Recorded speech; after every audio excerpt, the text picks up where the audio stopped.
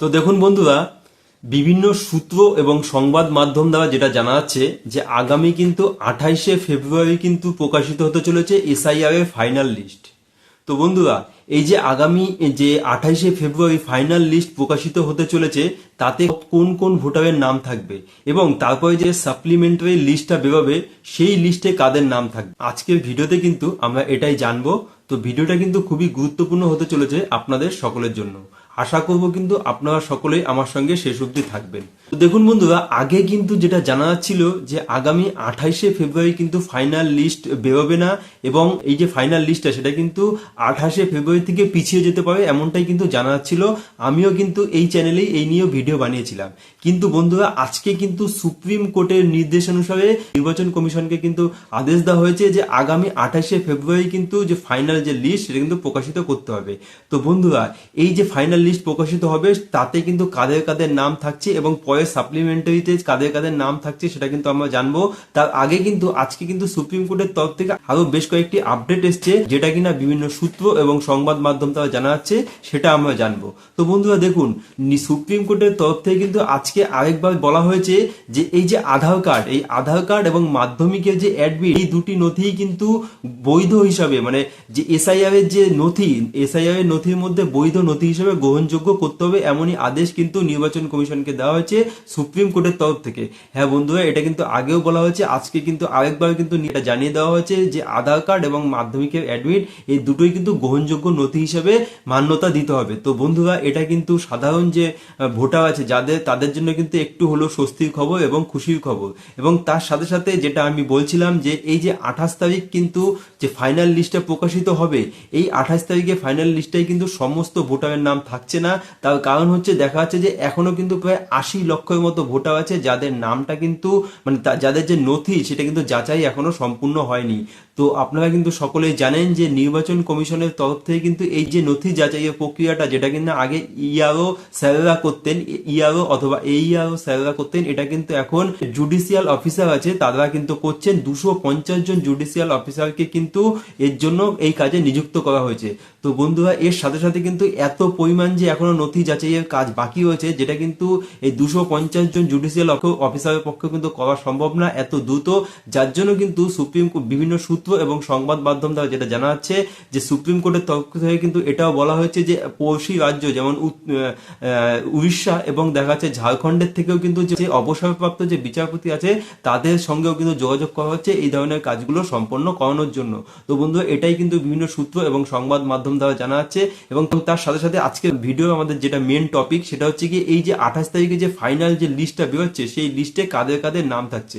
তো বন্ধুরা দেখুন, 14ই ফেব্রুয়ারি তো এসআইআর হিয়ারিং এর লাস্ট ডেট ছিল। তো এই 14ই ফেব্রুয়ারি পর্যন্ত যাদের কিন্তু দেখা যাচ্ছে যে বাড়িতে কোনো নোটিশ আসেনি, তার মধ্যে থেকে যে সমস্ত ব্যক্তিরা কিন্তু দেখা যাচ্ছে যে এসআইআর এর যে অ্যামুনেশন ফর্মটা আছে সেই ফর্মটা ফিল আপ করেছিলেন, কিন্তু 14ই ফেব্রুয়ারি পর্যন্ত যাদের বাড়িতে কিন্তু কোনো রকম কোনো নোটিশ, মানে দেখা যাচ্ছে কোনো আনম্যাপটেড নোটিশ অথবা যে লজিক্যাল ডিসক্রিপেন্সি আন্ডারে কোনো রকম কোনো নোটিশ আসেনি, সেই সমস্ত ভোটারদের নাম কিন্তু একদম সরাসরি ডাইরেক্ট ভাবে ফাইনাল লিস্টে উঠে যাচ্ছে, এটা কিন্তু 100% ধরা হচ্ছে। তো বন্ধুরা, প্রথমত দেখা যাচ্ছে যে সমস্ত ভোটারদের কিন্তু কোনো রকম কোনো নোটিশ আসেনি 14ই ফেব্রুয়ারি পর্যন্ত, সেই সমস্ত ভোটারের নাম কিন্তু 28শে ফেব্রুয়ারি যে ফাইনাল লিস্ট বেরোচ্ছে সেখানে কিন্তু অবশ্যই থাকছে।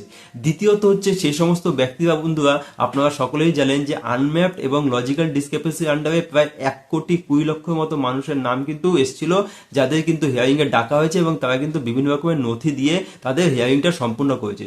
তো ফার্স্ট স্টেজে এই যে নথি দেওয়ার পরে যে নথি যে যাচাই হয়েছে, নথি যাচাইয়ের পরে ফার্স্ট স্টেজে যাদের কিন্তু এই যে প্রবলেমগুলো দেখা যাচ্ছে, যে ছোটখাটো প্রবলেমগুলো সলভ হয়ে গেছে এবং তাদের যে নথিগুলো আছে সেই নথিগুলো নিয়ে যে তাদের ম্যাপিং করানোটা সম্ভব হয়েছে, সেই সমস্ত লজিক্যাল ডিসক্রিপেন্সি আন্ডারে যে সমস্ত ভোটার রয়েছে তাদের নামটাও কিন্তু এই 28 তারিখের যে ফাইনাল লিস্টটা আছে সেই লিস্টে থাকবে বলে জানা যাচ্ছে বিভিন্ন সূত্র এবং সংবাদ মাধ্যম দ্বারা। তাছাড়াও কিন্তু যে সমস্ত আনম্যাপড ভোটার ছিল যাদেরকে কিন্তু হিয়ারিং এ ডাকা হয়েছিল তারাও কিন্তু তাদের ডকুমেন্টসটা দিয়েছিল। তো সেই সমস্ত আনম্যাপড ভোটারদের মধ্যে যারা যারা কিন্তু যে 13টি নথির মধ্যে যে কোনো একটি নথি তারা প্রোভাইড করেছিল এবং নির্বাচন কমিশন কিন্তু যাদের এই নথিটি দেখে যে তাদের যে ম্যাপিং করাটা সম্ভব হয়েছিল সেই সমস্ত ভোটারদের নামও কিন্তু ফাইনাল লিস্টে থাকবে বলে এমনটাই জানা যাচ্ছে।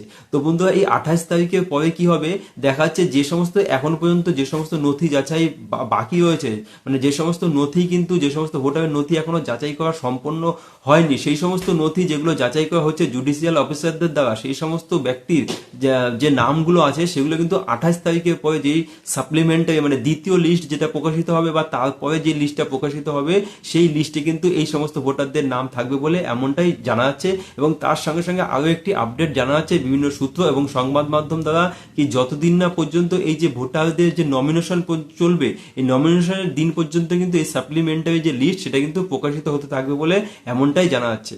তো বন্ধুরা আশা করি আপনারা বুঝতে পারলেন যে 28 তারিখের যে ফাইনাল যে লিস্টটা বেরোচ্ছে, যেটা নিয়ে সবার মধ্যে সংশয় হয়েছে, সবার মনে প্রশ্ন হয়েছে যে তাহলে এই 28 তারিখের লিস্টে কাদের কাদের নাম থাকবে, সেটা কিন্তু আশা করি আপনারা বুঝতে পারলে। এবং তার সাথে সাথে তারপরে যে সাপ্লিমেন্টারি লিস্টটা বেরোবে তাতে কাদের কাদের নাম থাকবে সেটাও আপনারা বুঝতে পারলেন। মুহূর্তে কিন্তু এই যে নথি যাচাইয়ের যে কাজটা, যেটা কিনা জুডিশিয়াল অফিসাররা করছেন, এটা কিন্তু খুব দ্রুত গতিতে চলছে। তাদের কিন্তু চেষ্টা রয়েছে যে 28 তারিখের মধ্যে যতটা সম্ভব হোক এই কাজটা সম্পূর্ণ করা, এবং তার সাথে সাথে সমস্ত যে বৈধ ভোটার আছে তাদের নামটা যাতে ফাইনাল লিস্টে উঠে যায়, কোনো রকম কোনো সমস্যা না হয়, এবং অবৈধ যে ভোটার আছে তাদের নামটা যাতে কোনোভাবে ফাইনাল লিস্টে না যায়, সেই হিসাবেই কিন্তু কাজটা চালিয়ে যাচ্ছেন দ্রুত।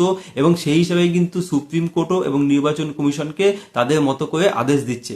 তো বন্ধু এর সাথে সাথে আমি আপনাদের কিন্তু এটাও জানিয়ে রাখতে চাইবো যে এই যে আধার কার্ডটাকে যেটাকে বলা হয়েছে যে বৈধ নথি হিসেবে, কিন্তু অনেকে কিন্তু দেখা যাচ্ছে এই আধার কার্ডটাকে কিন্তু আধার কার্ডের ডুপ্লিকেট আধার কার্ডও কিন্তু বানিয়েছে। তাদের ক্ষেত্রে কিন্তু দেখা যাচ্ছে এই আধার কার্ডটাকে কিন্তু খুব দ্রুততার সঙ্গে এবং খুব সূক্ষ্মভাবে কিন্তু আধার কার্ডটাকে যাচাই করা হবে। সেক্ষেত্রে যদি কারো জাল আধার কার্ড পাওয়া যায় বা কোনো রকম কোনো নথি যদি জাল ডুপ্লিকেট পাওয়া যায়, যেটা আমি আপনাদের আগেও জানিয়েছিলাম, সেক্ষেত্রে কিন্তু দেখা যাচ্ছে যে নির্বাচন কমিশনের পক্ষ থেকে কিন্তু তাদের বিরুদ্ধে কড়া স্টেপ বা আইনি পদক্ষেপও নেওয়া হবে। তো বন্ধুরা আমি আপনাদের এটাই বলবো যে প্রথম লিস্টে কিন্তু আমি আপনাদের বললাম কাদের কাদের নাম থাকবে, দ্বিতীয় লিস্টে কাদের কাদের নাম থাকবে, এবং 7 লক্ষ যে নাম আছে ভোটার যাদের কাছে কিন্তু দেখা যাচ্ছে যে এই যে চিঠিটা এসেছিল হিয়ারিং এর জন্য, যারা কিন্তু হিয়ারিং এ যায়নি তাদের নামটা তো বাদ যাবেই। এবং তারপরে দেখা যাচ্ছে এখন যেই নথি যাচাইয়ের কাজ চলছে, এখানে কিন্তু যতটা সম্ভব মানুষের যারা কিন্তু সঠিক ডকুমেন্টস দিয়েছিল, যাদের যোগ্য ভোটার, তাদের নামটা কিন্তু যাতে ফাইনাল লিস্টে তোলা যায় সেটাও কিন্তু ব্যবস্থা করা হবে। এবং তার সাথে সাথে দেখা যাচ্ছে সাপ্লিমেন্টারি যে পরবর্তীতে মানে ফাইনাল লিস্টের পরে যে লিস্টগুলো বেরোবে, সেই লিস্টে যে নামটা আছে সেই নামগুলো কিন্তু পরবর্তীতে ফাইনাল লিস্টের সঙ্গে 22 তারিখে যে ফাইনাল লিস্টে বেরোবে তার সঙ্গে কিন্তু যোগ করা হবে। এমনটাই কিন্তু সুপ্রিম কোর্টের তরফ থেকে আদেশ দেওয়া হয়েছে নির্বাচন কমিশনকে। তো বন্ধুরা এই সম্পর্কিত আপনাদের যদি কোনো মতামত থাকে, আপনাদের যদি কোনো প্রশ্ন থাকে, কমেন্ট বক্সে অবশ্যই জানাবেন। তার সাথে সাথে কিন্তু চ্যানেলটিকে অবশ্যই সাবস্ক্রাইব করে রাখবেন এই ধরনের ইনফরমেশন সবার আগে দেখার জন্য। ফেসবুক থেকে দেখে থাকলে অবশ্যই প্রোফাইলটিকে ফলো করে রাখবেন।